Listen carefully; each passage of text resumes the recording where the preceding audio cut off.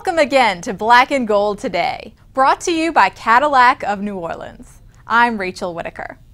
Monday, we talked about Junior Galette, so let's focus on who will be at the Greenbrier. And joining me from the NOLA.com fort in West Virginia is Saints beat writer Evan Woodbery. Well, Evan, what's the scene like in White Sulphur Springs? Well, I'm actually indoors right now, which tells you it's a little bit warm, actually. The temperatures for the rest of the week are expected to be highs in the mid-80s, even upper 80s. The mornings are still cool, the evenings are still cool, but the heart of the day is going to be sort of warm. But of course, it's all relative because 89 degrees here does not feel like 89 degrees in New Orleans, and the humidity is not bad, and it's still very pleasant.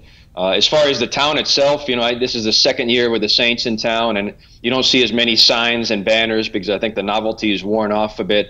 We'll have to see what the crowds look like, though, and see if the attendance picks up, because last year it was kind of a last-minute arrangement to have training camp here. This year, people that want to come visit will have a little bit more time to plan. Exactly. The Saints got some great support at the Greenbrier last year, so now they kind of know the drill. And we've profiled different questions and battles to watch on this team during training camp. We've been doing it all summer, so here we are. Pads will come on before we know it. Evan, I'm really intrigued to see how the ground game and offensive line are going to pan out for this team, especially with Mark Ingram getting a new contract and C.J. Spiller as well coming in. What do you think? Well, they've made a real big investment in the running game, and it's easy to forget that at one point we were debating whether they would bring back Mark Ingram. A lot of people thought that was unlikely. People were assuming that we'd go into the season looking at Kyrie Robinson as the #1 back. And not only did they get Ingram, they got added C.J. Spiller as well to be kind of that dynamic, multi-purpose dual threat back. So I think there's a lot of excitement, one, about the ground game, and then two, seeing what the staff has planned, what Sean Payton has planned for C.J. Spiller, because they clearly had a vision for how they were going to use him and kind of wooed him here under that vision. Obviously, the goal is to build on the strengths of the running game when it was at its best last year and take some pressure off that passing game.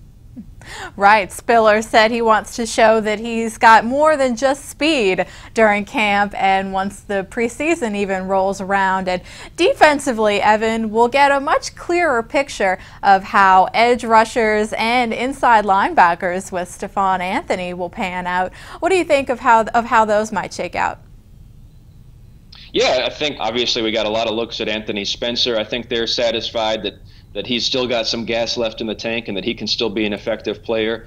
But it's some of the younger players, Haoli Kikaha, who's really going to get a chance to shine and get a chance to get a ton of snaps and perhaps even be the primary replacement for Galette. So that will be something that was maybe whispered about in the summer, but is now fully on the table in training camp, the idea of replacing Galette. And then, as you mentioned, the other area where we're going to be watching young players real closely is an inside linebacker, where Stephon Anthony absolutely has to be, if not an impact player, at least an almost every down player, a guy who's going to give them a lot of snaps per game, where they've got some losses and some newcomers coming in that linebacking core, and that's an area still a bit in flux. So we'll learn a lot about that in training camp as well.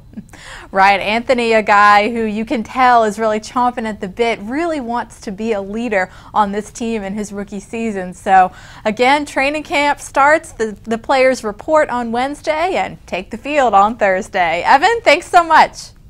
Thank you. And thanks again for watching, everyone. We'll see you Wednesday.